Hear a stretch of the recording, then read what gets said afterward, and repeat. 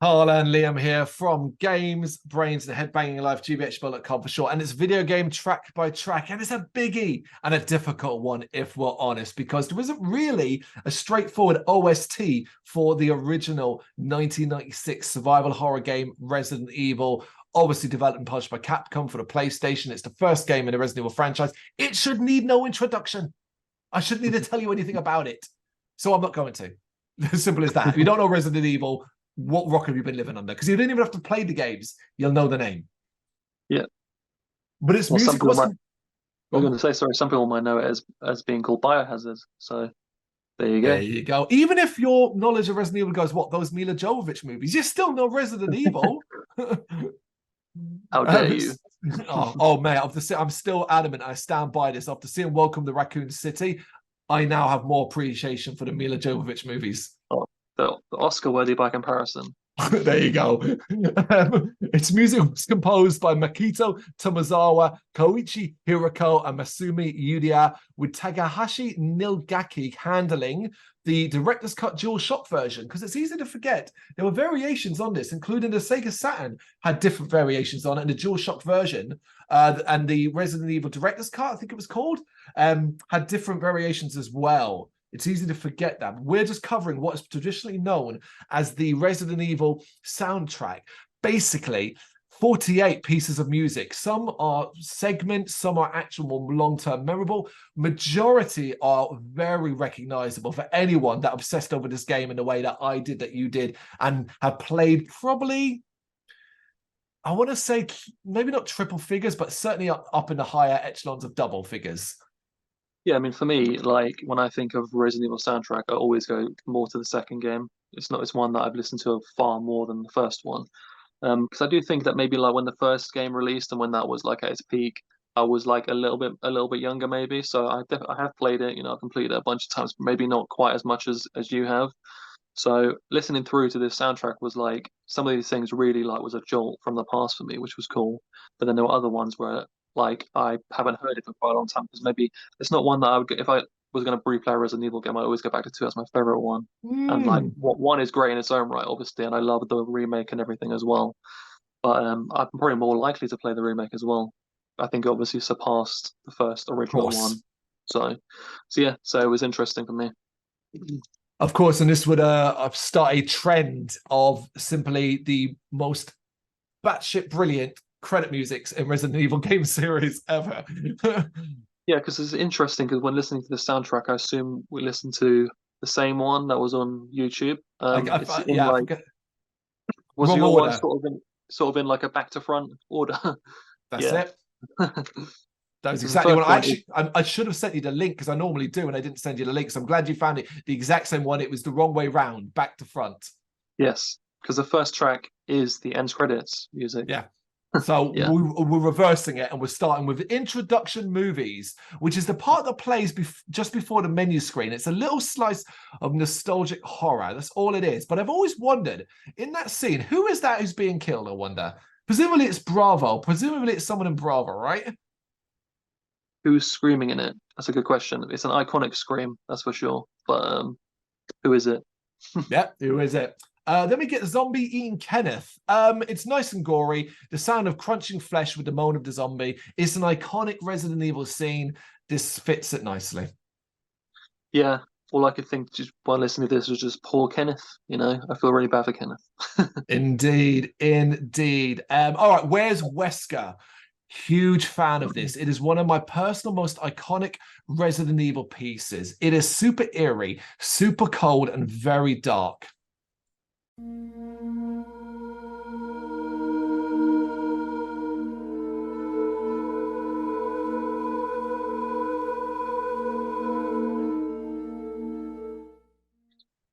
I completely agree, and I always remember being genuinely freaked out when this music played due to what's happening in the scene. It's a very chilling piece of music. Yes, and until you knew that the only way to progress past that scene was to do one lap of the entire fucking hall, would have been nice to have explained, but there you go. First floor mansion. This to me captures the smell of age and dust. It feels like you're wandering the darkened halls of an old building. Not outright spooky, but has dark vibes. Hmm. Yeah, yours is so descriptive, but for me, it just like screams subtle intrigue. There it Yeah. is. That's it. So I want to get across in that, and I think that's what it works. It's not that this is horror. It's got a little bit of intrigue and vibe. It's just got atmosphere. Mm, yeah. But you say I have lots of detail. The next one I have none. Sudden attack, and I wrote "fuck off, dogs." That's it. Well, I mean, obviously, this is one of the most unforgettable moments in video game history, and I thought the music does play a big part in that, in creating that tension. Death Trap still gives me heart palpitations, even though I know how to get out of it now. It's easy, especially if you're Jill. I've just put nobody can hear this music and not think Jill Sandwich. There it is. It's iconic. Me and Rebecca. Super chilled, slightly sweet, and pretty useless, just like the character. Oh, harsh, but true. Yeah. Yeah, I adore the simplicity of the track, and I think it's just very basic, but still really effective. And as we said at the start of this is a lot of nonsensical pieces, and here's a good example of it. Piano Frenzy. And I've just written, ha, ha, ha, ha, ha, ha, ha, ha, ha, what? Because it's the piano part where Chris can't play it. Then Rebecca takes over, still plays it badly, but just about manages Moonlight Sonata. I just put delightful. Completed picture puzzle. I am always baffled by this. So this is a piece of music that plays after you complete the picture puzzle. The one where you push the buttons to do from young age to old age reveals one of the emblems you need. Yet this piece of music is super ominous, super like dangerous, like something bad is about to happen. Yet if you've completed the puzzle correctly to get this music to play, nothing bad happens. That's Baffles me. Yeah, I just noted that it is an incredibly sinister piece of music for sure. Yeah. Good choice, Sinister. I like it. Second Floor Mansion, outstandingly gothic. This is more haunting, more worrisome. Love it.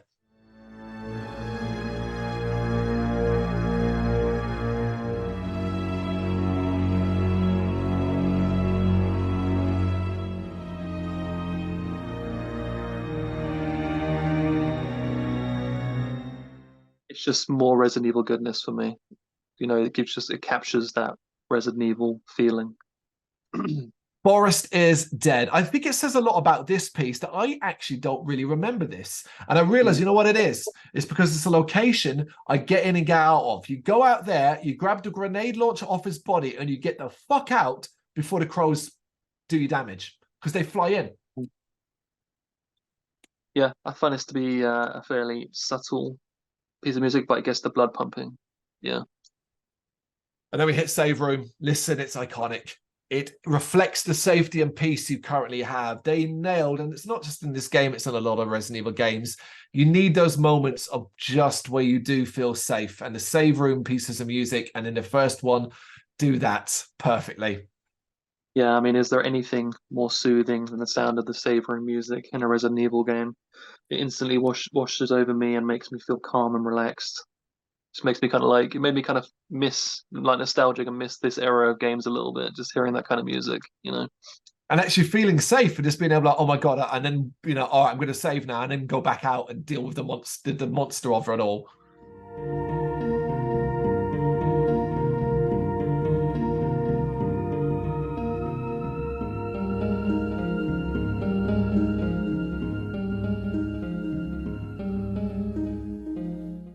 For sure. Talking of, yeah, but then we get to weird one. Richard's Crisis, one of the weirdest tracks on this OST. And immediately hearing it, I can hear his bad line delivery. Ouch. Got a massive ripped up arm and a bite, and he goes, ouch. I'll just put one word, intense. Snake fight, over the top and frightening, just like the battle. Yeah, I've just put giant snakes and giant spiders. No phobia was spared in Resident Evil. Outside, I love how atmospheric this is. The low howl of the dogs in the distance. It's really unnerving. But what really sells it for me is the sound of crickets. Yeah, because there's a track after this one, which is what is quite similar, and it has a sound of the dog howling, which is what that sound of it is very much stuck in my head for all time. But this track is made more creepy by how quiet everything is. The feeling like the sound of the dog is almost getting closer and closer is a nice touch. So obviously I watch a lot of low budget horror movies, a lot of them. I've heard this dog sound piece used in a horror movie quite recently. And I literally remember being like, no way, that was just used. Like, because it's so recognizable. Yeah. I wonder if a lot of the effects in this were like stock, stock effects and that's that kind of thing. But some of those ones are obviously like the most effective and whatnot. There it is. Outside with water running. It's dogs howling and it's water running. There's not much to say about it.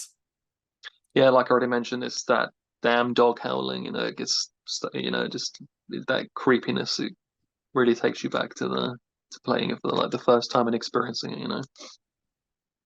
The guardhouse, love it. It's one of the most threatening areas of the actual game, what you have to deal with there. And this last piece reflects that.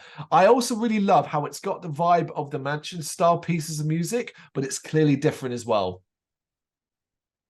I just did not have much to say on this one, to be honest. But I guess each to their own. More rooms. Creepy, a little odd, slightly catchy. It's a nice tone shift from the other theme. Yeah, I thought this was actually one of the more memorable tracks overall. It nailed that sense of mystery involving what was happening in the game really perfectly, I thought.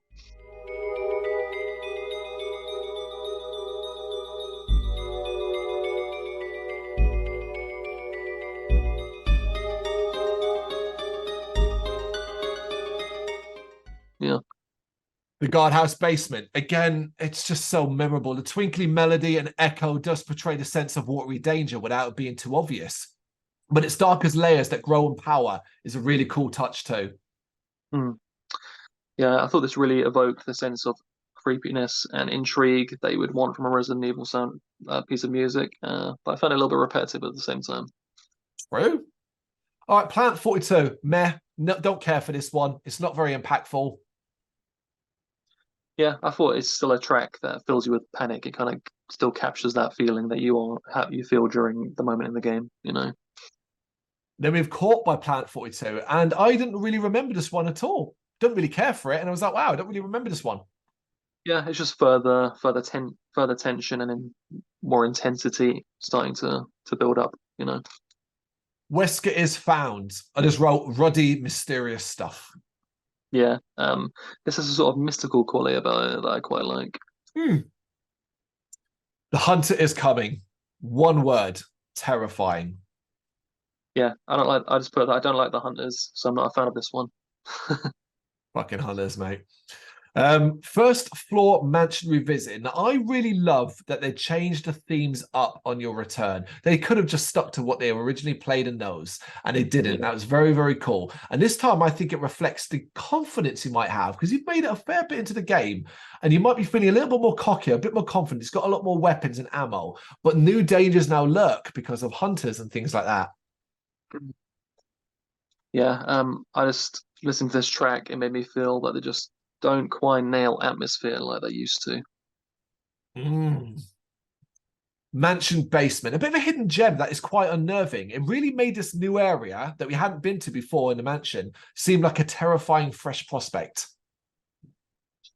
Yeah, the creepiness continues. No let up here.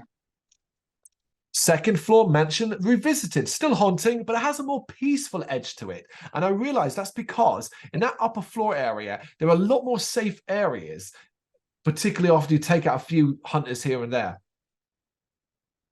Yeah, I mean, I've touched upon it in my what I've been saying for a lot of the tracks, but I really do feel like they absolutely nailed the eerie feeling of exploring a big creepy mansion full of monsters with most of these tracks.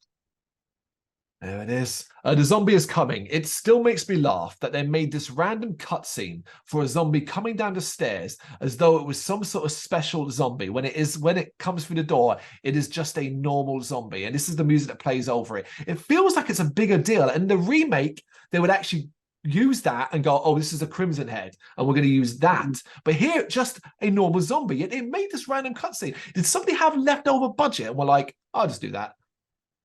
Yeah, possibly. And again, I didn't really have that much to say on this one, but you've described It's it perfectly. it's So it's like 8 seconds long. yeah, Meeting up with Barry. These mysterious tones they use for Wesker and Barry, I do now think slightly give the game away. It's a bit unnerving, but they constantly use this kind of mysterious, ominous theme when it's Barry or Wesker, and you realize now, like, oh, that's quite on the nose, guys. yes, trying to. Yeah, it's true. But I thought this is gives you quite a freaky vibe on the whole, which, like you said, is a bit on the nose when it's meeting up with Barry. Um, when that sounds like more of a joyful experience, really, meeting up with Barry. Mm, there you go. A gunshot in the underground. I generally don't remember this one, and it's so brief, it didn't really mean anything to me. Yeah, I thought it was quite interesting during this track. You hear the voice actress for Jill shout Barry, and again, it's more tension, but I wasn't expecting to hear that, which is you don't really hear that in any other tracks, so Mm. quite interesting. The underground. I love the echo, and I love how dark this one feels. It's really threatening. It's a cool place to be.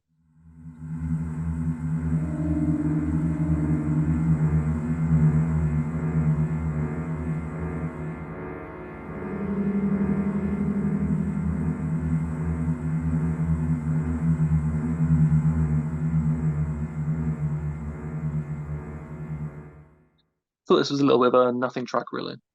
Okay. Yeah, Barry's death. You know, it's been so long since I've seen Barry die in Resident Evil. I'd forgotten this was even a thing, and it's well, really a dramatic piece of music. That A, he can die, yeah, but also that it's got its own piece of dramatic music. yeah. I mean, it's quite a devastating piece of music when you think it's the death of poor sweet sweet Barry. After Rock Attack, the mysteriousness is heightened, and the place seems a little bit more dangerous again. Yeah, I just put more intrigue. Big spider. Fucking epic shit that encapsulates the horror of this battle. Yeah, a generation of arachnophobes have this to thank for their trauma. And a remake would make this 10 times worse for me Yeah, personally, because of the design. Entrance to the laboratory. Love the impending danger this one has, the dark atmosphere and sense of oppression. yeah, it definitely gives you that sense that something is beginning to build. And then you get third floor, the laboratory. And what I love about this one is I think it conveys emptiness and sadness. It's a haunting piece, like you're entering somewhere you shouldn't be. Hmm. Yeah, it's quite like a quiet, subtle track, which I really liked.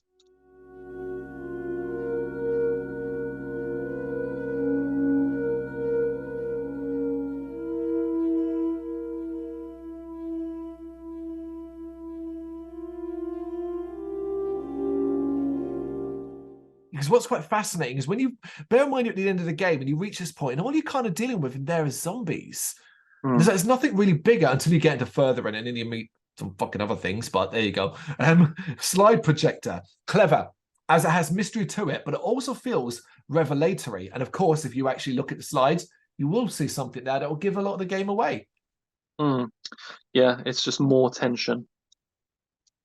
The power room. Look, this gives me fucking Vietnam Star War flashbacks. Those fucking creatures jumping off the roofs, hiding amongst the steam, the noise of all around them, making them harder. And then you hear them pounding along. They are worse than hunters.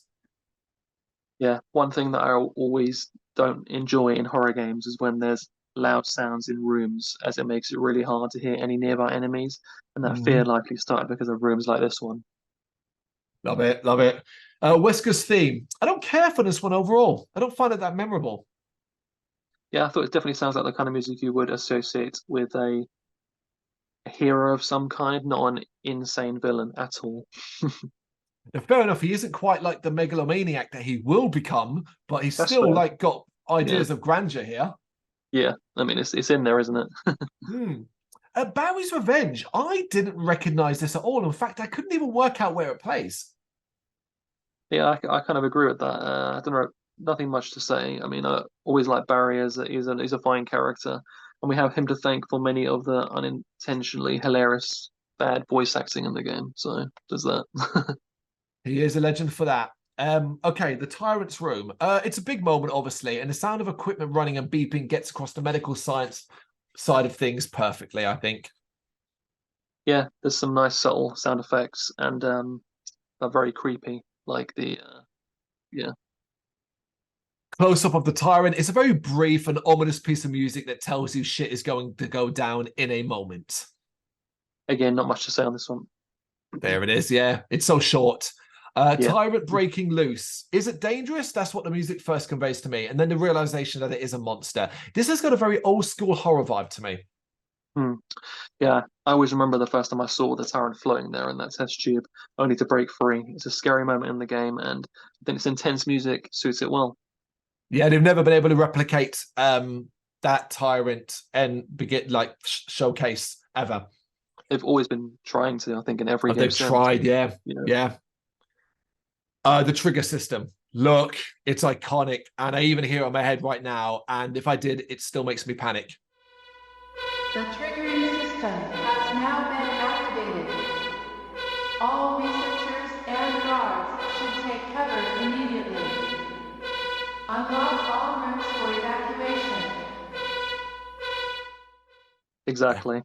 It's that classic Resident Evil self-destruction alarm at section that's in all the games. That always Yeah. happens, and it never fails to stress me out no matter what.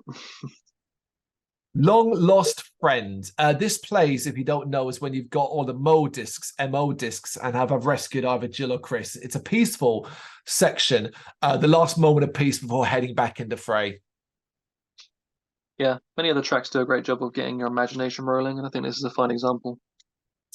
I also want to praise this piece of music because unlike any other, this actually plays while you go through a loading door and then carefully, slowly fades into the bang, bang alarm thing. And I love that. I think, God, that is how you do it. Yeah. Windy heliport. Look, it does exactly what it says on the tin. It's a windy heliport. Yeah, I mean, this is a more of a sound effect, like you said, than a piece of music. Yeah. But it doesn't make it any less. I thought it was still really powerful and atmospheric. There's something creepy about the wind blowing, followed by absolute silence. I just think that's a really cool sound effect. Oh, cool. And the penultimate one, the tyrant again. It's battle music. Basically, let's fight you, big bastard. Yeah, I love the slow, subtle build in this track. The sound effects of the rocket launcher and the tyrant's growls. It's incredibly atmospheric and tense for anyone that knows what's happening in the game as it plays. And then that brings us to Still Dawn.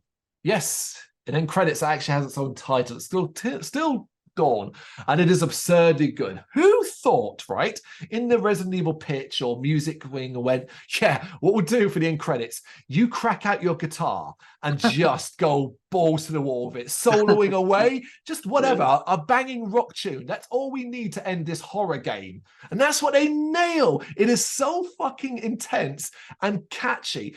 Resident Evil end credit scenes are the best, but my God, did this start a trend?